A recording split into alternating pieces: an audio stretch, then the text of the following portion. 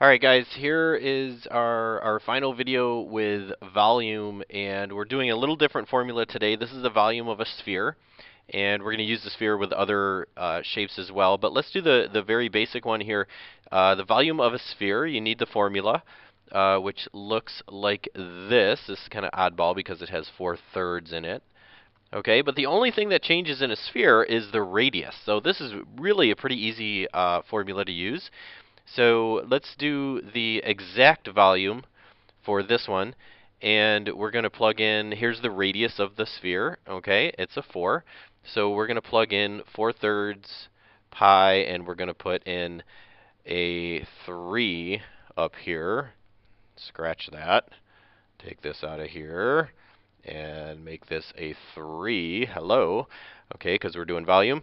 Anyway, we're going to do 4/3, and we're going to cube that 4. Now that's 4 times 4 times 4, which is 64.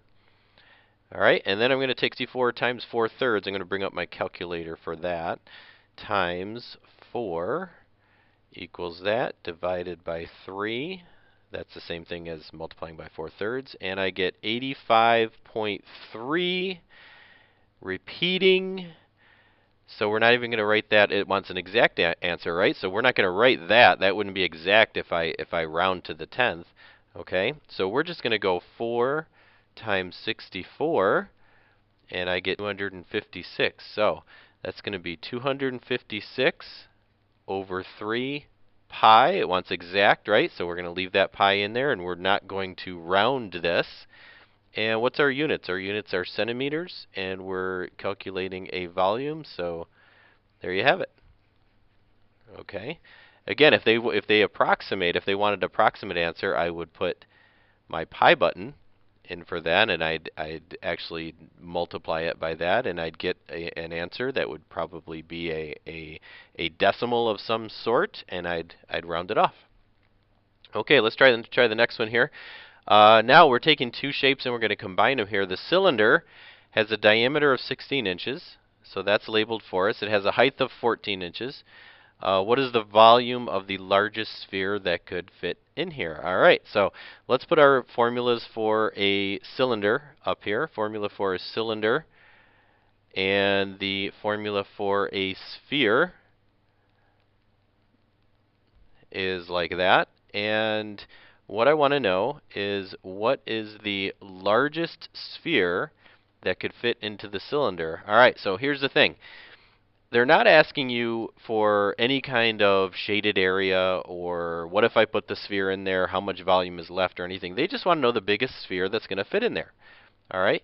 So what would be the radius of that sphere that can fit in there? Well, this way, side to side, you could fit a radius of 8, right? Since this is a diameter of 16, that's all the way across there, you could fit a radius of 8 in there. But what about up and down? All right, the height of the cylinder, that's all the way from here down to here is 14. So the biggest radius you could fit would be from here to here. That would be 7. So this is kind of a problem. It's not really difficult as far as the formula. It's, you got to think about what you're doing first. All right, so the biggest radius you could have would be 7 inches that could fit in this cylinder. All right, so we're going to plug in some numbers here. It doesn't say exact or approximate, so I'm going to approximate. I'm going to plug the pi button in there once I figure out all the rest here. Okay, and in fact, I'm going to do that in one big problem. We're going to take 7 and we're going to cube it. All right, and I actually have a cube button on here. I'm just going to cube that. All right, so 343. I'm going to multiply by, and I'm going to use my parentheses this time, 4/3. I want to put 4/3 in as a fraction, and that equals that mess. All right, and then I'm going to multiply it by pi, and I'm going to round off. So it's 1436.8. Okay, 1436.8, and that is going to be inches cubed. Okay, and I didn't have to use my cylinder equation. I just thought I'd write it down just in case we needed to. But all they are after really is the biggest. What is the volume of the biggest sphere that can fit in there, right? And so you just had to watch. You had to watch here and see which is, the biggest one that can fit in there. All right. Okay, let's try number 3. Let's flip over here. The average basketball has a diameter 9.5 inches. All right, what is the volume of the average basketball? So here's my basketball. That's a pretty weak basketball, isn't it? Okay, we'll round it a little more here. Okay, so here's my basketball. Oh boy, it's getting worse as I go. Okay, so the diameter, here's where you got to make sure you be careful here. This is the diameter is 9.5 inches. Okay, and the formula for the volume of a sphere asks for the radius. Okay, so make sure you don't just skim over this and go, oh wait, 9.5, plug it in there, done. No. Okay, if the diameter is 9.5 inches, then the radius is half of that, right? So what is half of 9.5? 9.5 divided by 2, 4.75. Okay, so make sure you use the right numbers when you're plugging things in. Okay, so now it's just plug in into the formula here. They say round to the nearest 10th place, so I'm going to put a pi button in for the pi symbol. And I'm going to put 4.75, and I'm going to cube it. All right, and once again, I'm going to do all this at once here. We're going to go 4.75, and I'm going to cube that. And then I'm going to multiply by 4/3. 4 divided by 3. And I get that mess. And I'm going to multiply by pi, 448.9. Okay. And what are we in here? We're in inches. And since it's a volume, I put cubed. And there's your volume. Alrighty, so straightforward enough if you know the formula that we're working with. Okay, one more. Turn on this one. This is the old ice cream cone problem. As you can see, we have a sphere. All right, think of this as a three-dimensional shape. This would be a sphere, but it would only be half the sphere, right? Okay, half of a sphere, because the other half is down inside the cone. So find the volume of the pictured ice cream cone. The spherical part of the ice cream cone has a diameter of 5 centimeters. Okay, so from here all the way across. This is 5 centimeters all the way across. All right, so again, we got to be careful there. That's the diameter. And the cone is 15 centimeters tall. Okay, so this is 15 centimeters from there down to there. All right, so what's our two formulas we're going to work with here? We have the sphere. That's going to be 4/3 pi r cubed, right? But we got to remember at the end, we're only going to take half of that. So once we get to an answer down here, we're going to take half of it. All right? And then we're going to add to it the volume of the cone. We want to include that cone as well. So what's the volume of a cone? 1/3 pi r squared h, right? Okay, so let's make sure we plug in the right numbers here. And I'm actually going to write this. I'm going to change this. And I'm going to say half of that volume, which means I'm going to put half of this. And I'm going to plug in a radius. What's the radius? Not 5, right? Half of 5 is 2.5 cubed. Okay, so there's the volume of my sphere right here. And I'm going to add in the volume of my cone, which is going to be 1/3 pi r. Again, r is going to be the same. It's going to be 2.5, right? The radius of that cone is 2.5.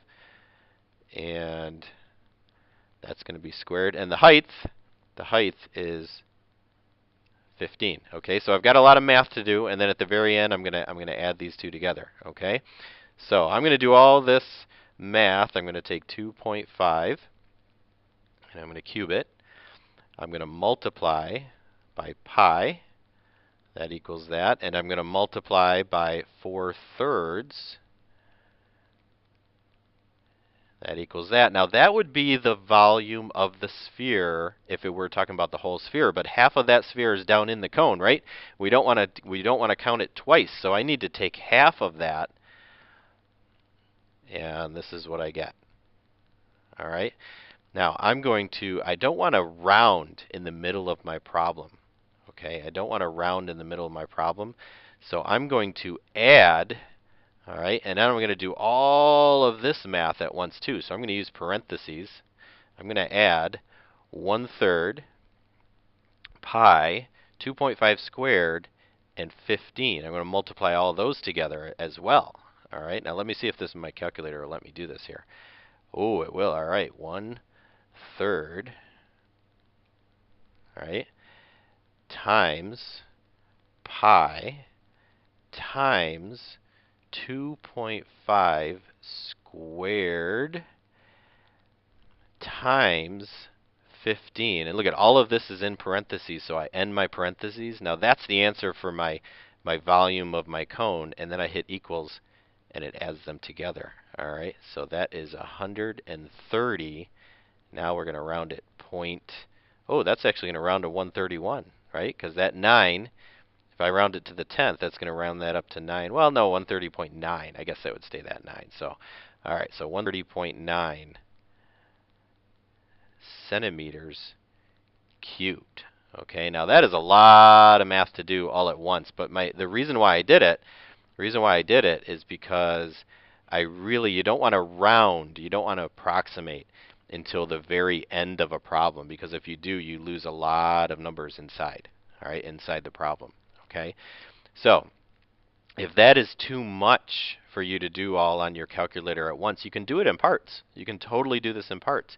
You can do this part, right, inside these parentheses, and then bring down your answer and times it by a half later. Okay, or you can actually wait until the very end to plug in that pi as well. All right, so there's a lot of math that went into those two parts there. Okay, and basically we added these two together. All right, but the key is to take half of that sphere, because we don't want this part down in the cone, right? There's part of this sphere that's down in the cone. I know my drawing skills are not the greatest, but half of that sphere, we don't want that sphere because you'd be counting it twice. All right, so here's the volume of the cone and the half of the sphere all together. All right, so there you have it. Another use for these volume formulas. So thanks for watching, and have a good night.